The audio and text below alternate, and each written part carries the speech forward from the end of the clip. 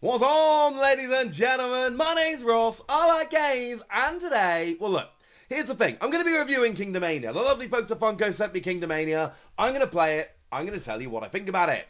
I've not actually played it yet, though. I've not had time to play it. But part of the fun of Kingdomania is that you need to open to see which characters you get. So what we're going to do now, very quickly, is I'm going to open these up to see which characters I get. So we can, have that as part of the video, which I think is going to be fun. Then I'm going to take a little bit of a break. And I'm going to go and play a bunch of games of Kingdomania. And then I'm going to come back and tell you how much I like it. For you guys, the break between me opening these to see the characters and actually coming back with a review, well, it's not going to be a break. I'm literally going to go from one to the other. It's going to be instantaneous. For me, there's actually going to be a little bit of a break. Well, I actually go and play enough games of this to, really make my decision. But that's okay. So, they did send me the expandable game, the starter pack, and they sent me a couple of the balls. Let's start with the balls. And we get ourselves, oh, nice. It's Nick. Now, Zootropolis, or Zootopia, I think it is in the US. That is a film, that's what I'm looking for, which has seen a lot of play in the Wassy household. We like that.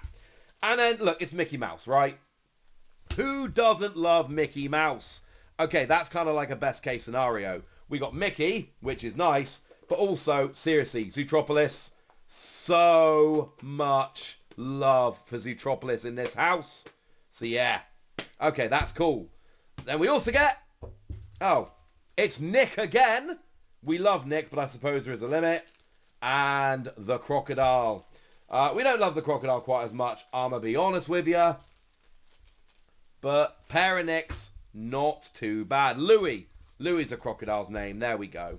So, got a couple of Nick, and we got ourselves a Louis and a Mickey. And like I say, Nick, Zootropolis, love it.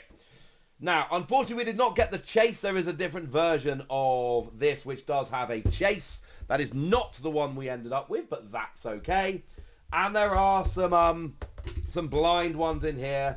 So let's go and open these up and see how lucky we get. So, oh, they're actually open. Oh, it's Louis again. It is some kind of beetle thing. I'm sure we'll learn more about that later. And we've got Pluto's kennel. Nice. I'm not... Yeah, it says Maleficent is the dragon, obviously. I'm not 100% loving that we've already got two Louis and two Nick. I know that is part of the nature of collectible games. So, two more random ones we've got. I know I like Nick, alright? I said I like Nick. Do I need 3 Nicks? I'm not sure that I do. Now, at this stage, I've got to point this out, right? So we've opened up 6 random figures, and we've had 3 Nick, 2 Louis, and a Mickey. If this is Louis, Nick, or Mickey, I'm going to be honest with you, we need to get a bit more variety going on. It is! Oh, that's not too bad. Okay, I'll live with that. Is that Cinderella or Aurora? I think it is. Whoever it is, I feel very confident my 4-year-old daughter's going to steal it.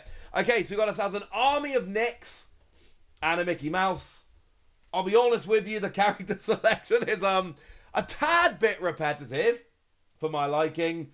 Like I say, we got 7 random ones and we've only got 4 different.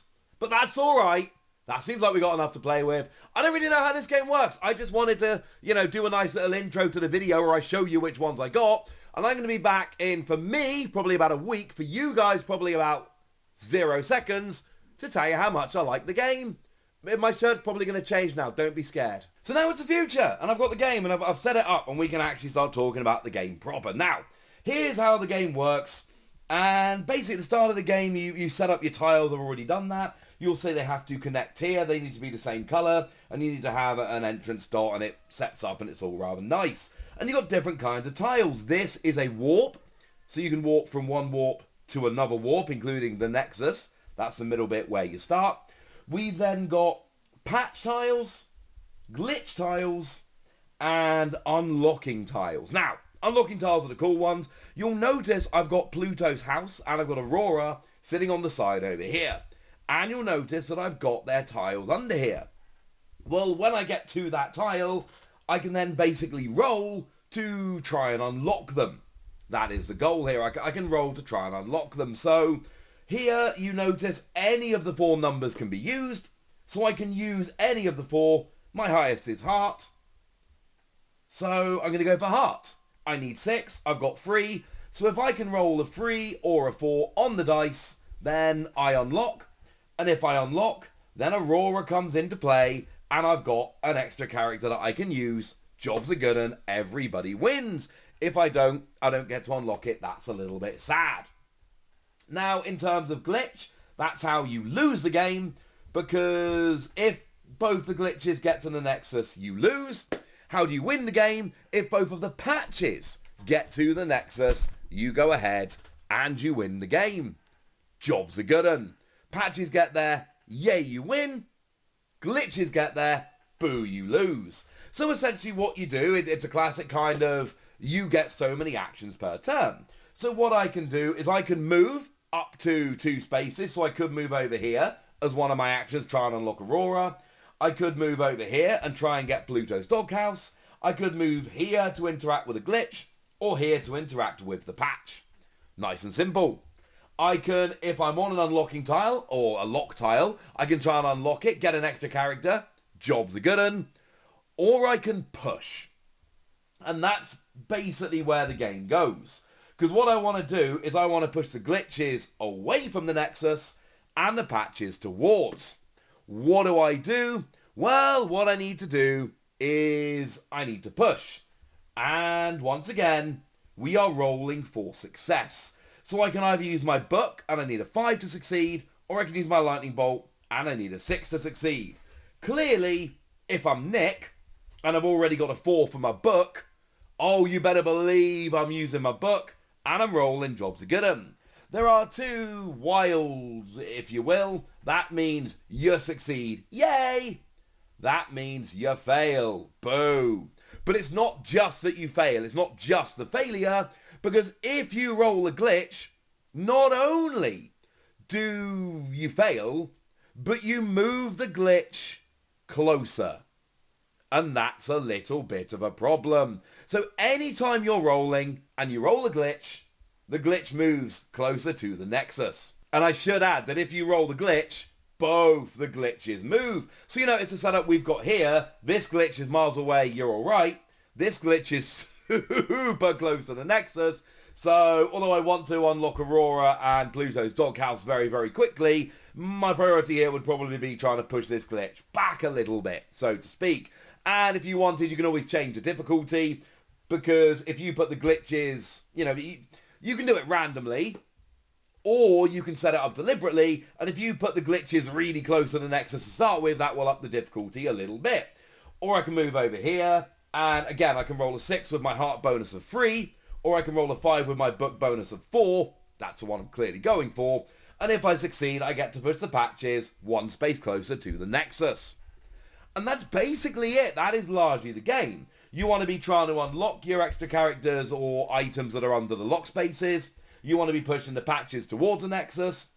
You want to be pushing the glitches away from the Nexus. You'll notice there are also special skills. Now, I chose Nick generally to play with just because Nick's awesome. But also, Nick's skill is kind of broken. When you roll a glitch while taking an action, which as we've mentioned is very, very, very bad, because it means both the glitches move closer to the Nexus, I get to take an extra turn, which I'm probably going to use to try and push those glitches back, because I don't want the glitches getting closer to the Nexus. That's a bad thing. Early doors, and I've not played with all the characters, as you saw. I've not got all the characters, but I think it's fair to say I am a fan of Nick. Nick's my boy. It's early, but in this early stage of the game, Nick's my boy.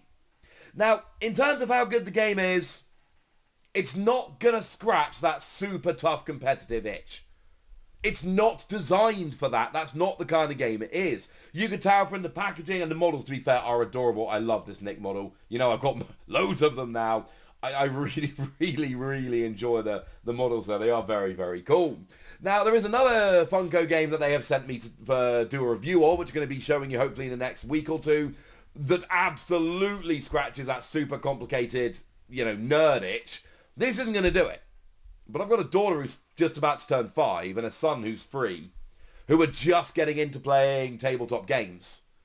And they watch a lot of Disney films. My daughter is a big Aurora fan. We all love watching Zootropolis. This is a kind of game that I can teach my kids and they will be able to understand. They're going to want to unlock these. They're going to want to push the glitch. They're going to want to move the patch. If I play with my kids, then I can basically let them muck about trying to do the unlocking, etc., while I focus on trying to, push the glitches back so they don't have to worry, at least for the first few games. That is where this game shines. If you love the collectability aspect of it, it's awesome. If you want a game to play with your kids that they're going to be able to grasp and it's going to be fun, and crucially, one game we're playing as Nick, the next game we're playing as Aurora, you can switch around the characters, because, it's not just collecting, you open the character and then, oh look, I can play with this character straight away. Then the game is awesome. If you are a 37-year-old man sitting at home playing by yourself, it's a fun game. It's not going to do it. This isn't a game that's going to shine when I play it solo, although it can be played single player. This is a game that I'm going to play with my kids, and they're going to love it, and then they're going to bug me to go and get more characters that they can play with. That's what the game does. If that sounds appealing, go for it. Shout out one more time to Funko for sending me the game. That was awesome, and now it's over to you guys. Have you played this? Are you interested? What did you think? Go nuts in the comment section, but be nice! And then usual deal, comment, like, subscribe, follow me on Twitter at Wossy, all that good stuff. Thank you very much for watching. My name's Ross, and you've been watching Wossy Plays. Bye!